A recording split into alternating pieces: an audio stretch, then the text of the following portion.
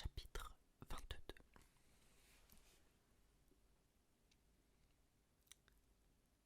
Bonjour, dit le petit prince. Bonjour, dit l'aiguilleur. Que fais-tu ici? Demanda le petit prince. Je trie les voyageurs par paquet de 1000, dit l'aiguilleur. J'expédie les trains qui les emportent tantôt vers la droite, tantôt vers la gauche. Et un rapide illuminé, grondant comme le tonnerre, fit trembler la cabine d'aiguillage. Ils sont bien pressés, dit le petit prince. Que cherche-t-il? L'homme de la locomotive l'ignore lui-même, dit l'aiguilleur, et gronda en sens inverse un second rapide, illuminé, illuminé, illuminé, illuminé, illuminé. Ils reviennent déjà, demanda le petit prince. Ce ne sont pas les mêmes, dit l'aiguilleur. C'est un échange. Ils n'étaient pas contents là où ils étaient.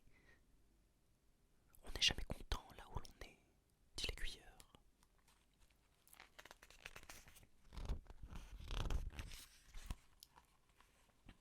Et gronda le tonnerre d'un troisième rapide illuminé. C'est des trains, les rapides illuminés. Ils poursuivent les premiers voyageurs, demanda encore le petit prince. Ils ne poursuivent rien du tout, dit l'aiguilleur. Ils dorment là-dedans, ou bien ils bâillent. Les enfants seuls écrasent leur nez contre les vitres. Les enfants seuls savent ce qu'ils cherchent, fit le petit prince. Ils perdent du temps pour une poupée de chiffon, et elle devient très importante. Et si on la leur enlève, ils pleurent. Ils ont de la chance, conclut l'aiguilleur.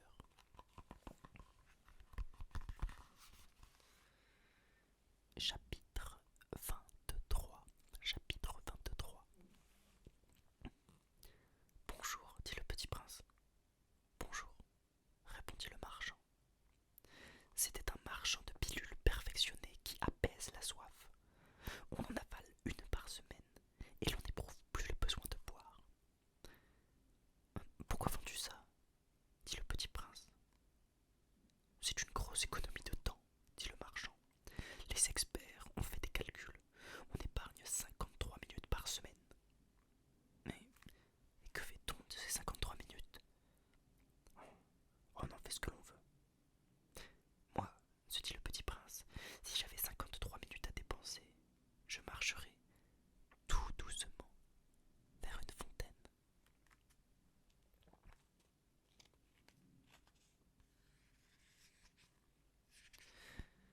Nous en étions au 8e jour de ma panne dans le désert, et j'avais écouté l'histoire du marchand en buvant la dernière goutte de ma provision d'eau. Ah, dis-je au petit prince, ils sont bien jolis tes souvenirs. Mais je n'ai pas encore réparé mon avion.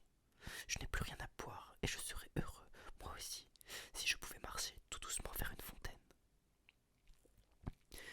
Mon ami le renard, me dit-il, mon petit bonhomme, il ne s'agit pas plus du renard. Pourquoi? Parce qu'on va mourir de soif. Il ne comprit pas mon raisonnement. Il me répondit. C'est bien d'avoir eu un ami, même si l'on va mourir. Moi, je suis bien content d'avoir eu un ami renard. Il ne mesure pas le danger, me dis-je. Il n'a jamais ni faim, ni soif. Un peu de soleil lui suffit. Mais il me regarda et répondit à ma pensée. J'ai soif aussi. Cherchons un puits. J'eus un geste de lassitude. Il est absurde de chercher un puits au hasard dans l'immensité du désert. Cependant, nous nous mîmes en marche.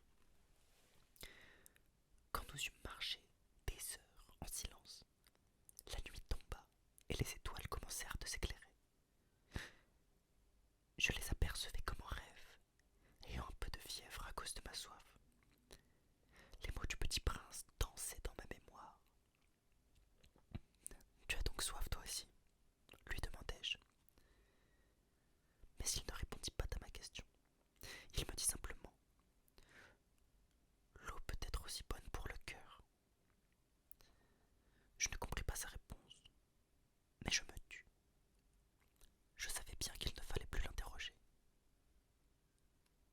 Et il était fatigué. Il s'assit. Je m'assis auprès de lui. Et, après un silence, il dit encore: les étoiles sont belles, à cause d'une fleur que l'on ne voit pas. Je répondis: bien sûr, et je regardai, sans parler, les plis du sable sous la lune. Le désert est beau, ajouta-t-il. Et c'était vrai, j'ai toujours aimé le désert. On s'assoit sur une dune de sable, on ne voit rien, on n'entend rien.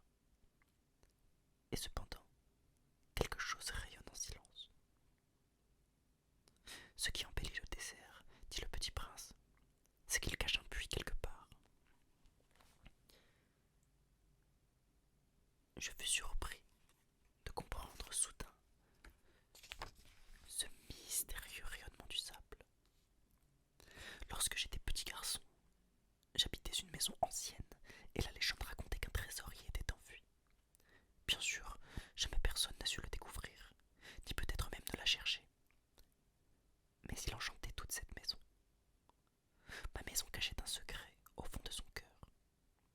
Oui, dis-je au petit prince, qu'il s'agisse de la maison, des étoiles ou du désert, ce qui fait leur beauté est invisible. Je suis content, dit-il, que tu sois d'accord avec mon renard. Comme le petit prince s'endormait, je le pris dans mes bras et me remis en route. J'étais ému. Il me semblait porter un trésor fragile. Il me semblait même qu'il n'y eût rien de plus fragile sur la terre. Je regardais à la lumière de la lune ce front pâle, ses yeux clos, ses mèches de cheveux qui tremblaient au vent. Et je me disais: ce que je vois là n'est qu'une écorce. Le plus important est invisible. Comme ses lèvres entr'ouvertes ébauchaient un demi-sourire, je me dis encore: ce qui m'émeut si fort de ce petit prince endormi, c'est sa fidélité pour une fleur. C'est l'image d'une rose qui rayonne en lui comme la flamme d'une lampe, même quand il dort. Et je le devinais plus fragile encore. Il faut bien protéger les lampes. Un coup de vent peut les éteindre. Et, marchant ainsi, je découvris le puits au lever du jour. Chapitre 25. Chapitre 25. Les hommes, dit le petit prince, ils s'enfournent dans les rapides, mais ils ne savent plus ce qu'ils cherchent. Alors ils s'agitent et tournent en rond. Et il ajouta: ce n'est pas la peine. Le puits que nous avions atteint ne ressemblait pas aux puits sahariens. Les puits sahariens sont de simples trous creusés dans le sable. Celui-là ressemblait à un puits de village. Mais il n'y avait là aucun village, et je croyais rêver. C'est étrange, dis-je au petit prince. Tout est prêt. La poulie, le seau, la corde. Il rit, toucha la corde, fit jouer la poulie.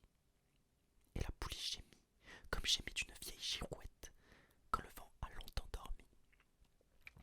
Tu entends, dit le petit prince, nous réveillons ce puits et il chante. Je ne voulais pas qu'il fît un effort. Laisse-moi faire, lui dis-je. C'est trop lourd pour toi.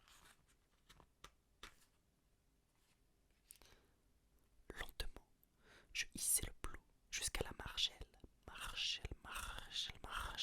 et je l'y installai bien d'aplomb, aplomb.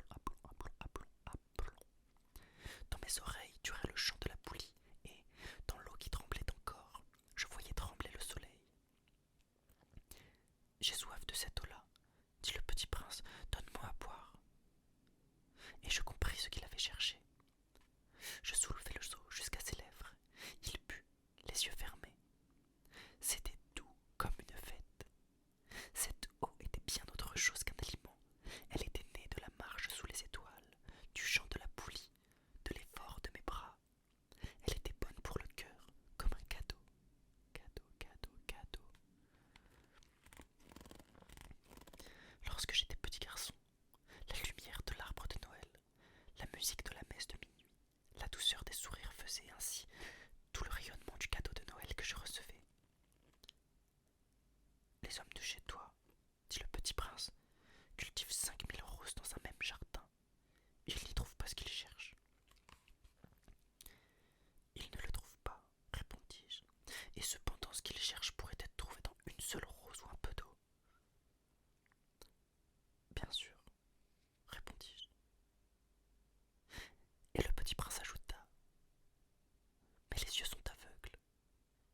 cherchais avec le cœur. J'avais bu, je respirais bien, le sable au lever du jour et couleur de miel. J'étais heureux aussi de cette couleur de miel. Pourquoi fallait-il que j'eusse de la peine?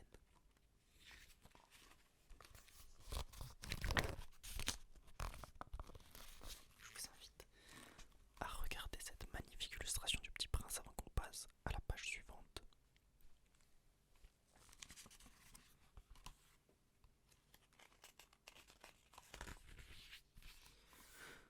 Pourquoi donc fallait-il que j'eusse de la peine? Il faut que tu tiennes ta promesse, me dit doucement le Petit Prince, qui, de nouveau, s'était assis auprès de moi. Quelle promesse? Tu sais, une muselière pour mon mouton. Je suis responsable de cette fleur. Je sortis de ma poche mes ébauches de dessin.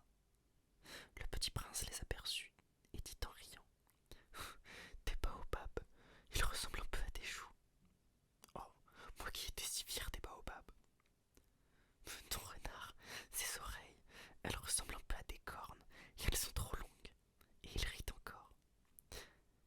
Tu es injuste, petit bonhomme.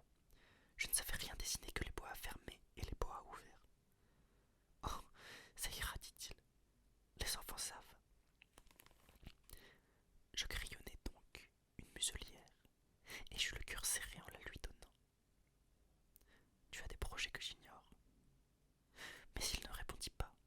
Il me dit: Tu sais, ma chute sur la terre, c'en sera demain l'anniversaire. Puis, après un silence, il dit encore: J'étais tombé tout près d'ici. Et il rougit.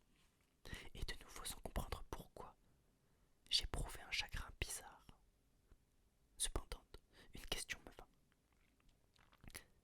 Alors ce n'est pas le hasard que, le matin où j'étais connu, il y a 8 jours, tu te promenais comme ça, tout seul, à 1000 milles de toutes les régions habitées.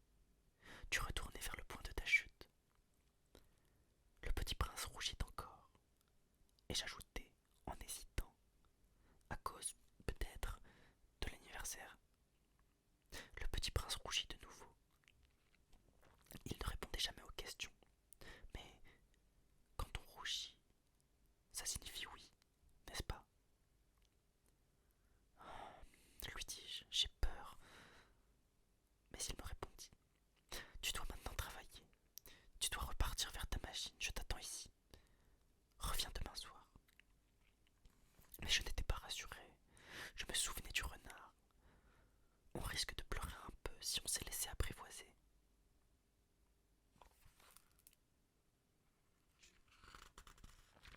Chapitre 26. Avant-dernier chapitre. Il y avait, à côté du puits, une ruine de vieux murs de pierre. Lorsque je revins de mon travail le lendemain soir, j'aperçus de loin mon Petit Prince assis là-haut, les jambes pendantes, et je l'entendis qui parlait. Tu ne t'en souviens donc pas, disait-il, ce n'est pas tout à fait ici.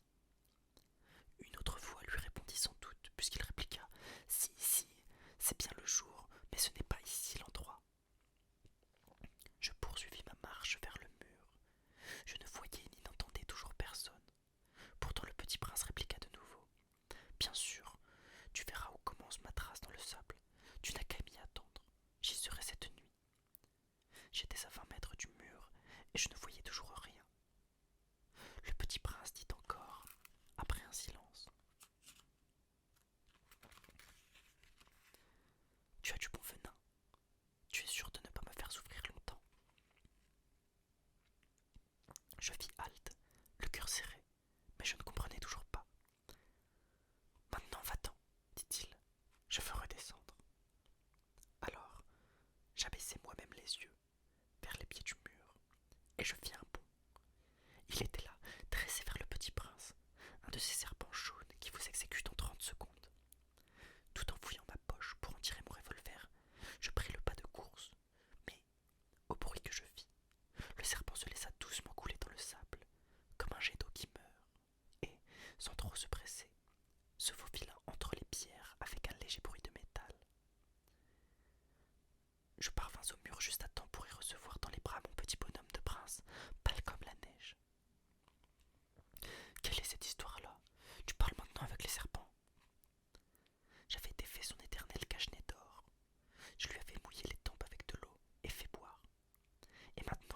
je n'osais plus rien lui demander. Il me regarda gravement et m'entoura le cou de ses bras. Je sentais battre son cœur comme celui d'un oiseau qui meurt quand on l'a tiré à la carabine. Il me dit: je suis content que tu aies trouvé ce qui manquait à ta machine. Tu vas pouvoir rentrer chez toi. Mais comment sais-tu? Je venais justement lui annoncer que, contre toute espérance, j'avais enfin réussi mon travail. Il ne répondit rien à ma question, mais il ajouta: moi aussi aujourd'hui, je rentre chez moi. Puis, mélancolique: c'est bien plus loin, c'est bien plus difficile. Je sentais bien qu'il se passait quelque chose d'extraordinaire. Je le serrais dans les bras comme un petit enfant, et cependant, il semblait qu'il coulait verticalement dans un abîme que je puisse rien pour le retenir.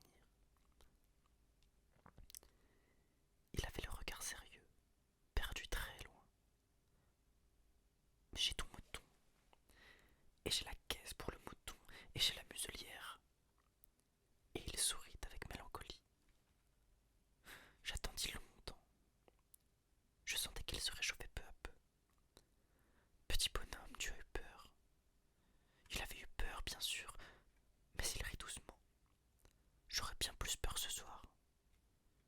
De nouveau, je me sentis glacé par le sentiment de l'irréparable, et je compris que je ne supportais pas l'idée de ne plus jamais entendre ce rire.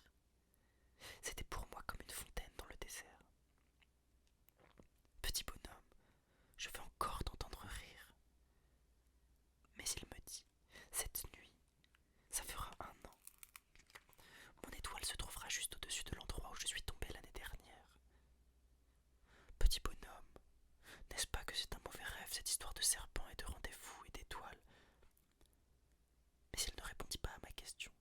Il me dit: ce qui est important, ça ne se voit pas. Bien sûr. C'est comme pour la fleur. Si tu aimes une fleur qui se trouve dans une étoile, c'est doux, la nuit, de regarder le ciel. Toutes les étoiles sont fleuries. Bien sûr. C'est comme pour l'eau. Celle que tu m'as donnée à boire était comme une musique, à cause de la poulie et de la corde. Tu te rappelles? Elle était bonne.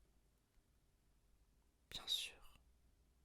Tu regarderas la nuit, les étoiles.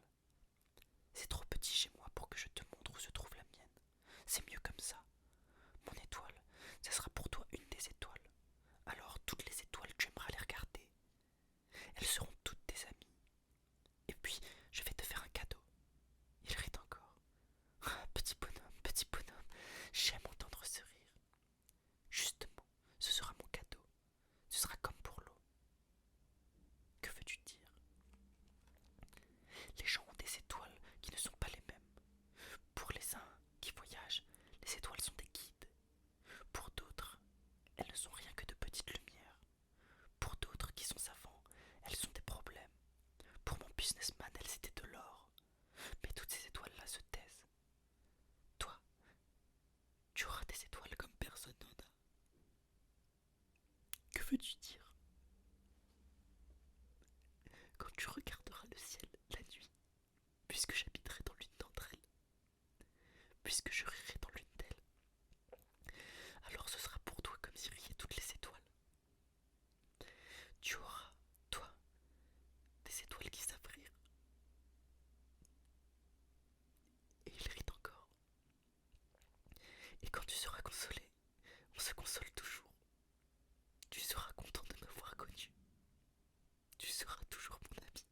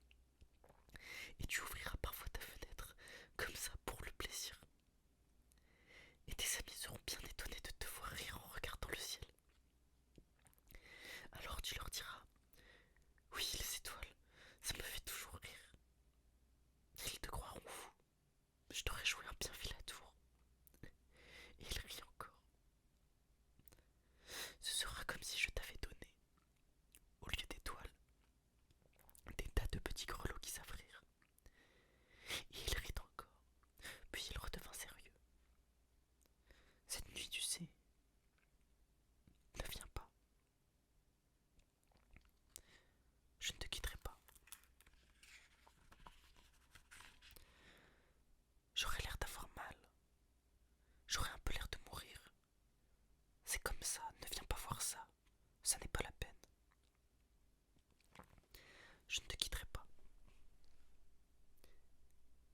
Mais s'il était soucieux, je te dis ça, c'est à cause du serpent aussi. Il ne faut pas qu'il te morde. Les serpents, c'est méchant. Ça peut mordre pour le plaisir. Je ne te quitterai pas. Mais quelque chose le rassura.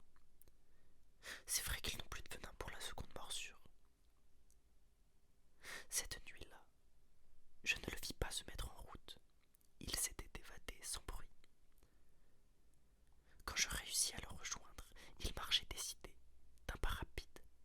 Il me dit seulement: Ah, tu es là. Et il me prit par la main, mais il se tourmenta encore. Tu as eu tort, tu auras de la peine. J'aurai l'air d'être mort et ce ne sera pas vrai. Moi je me taisais. Tu comprends, c'est trop loin.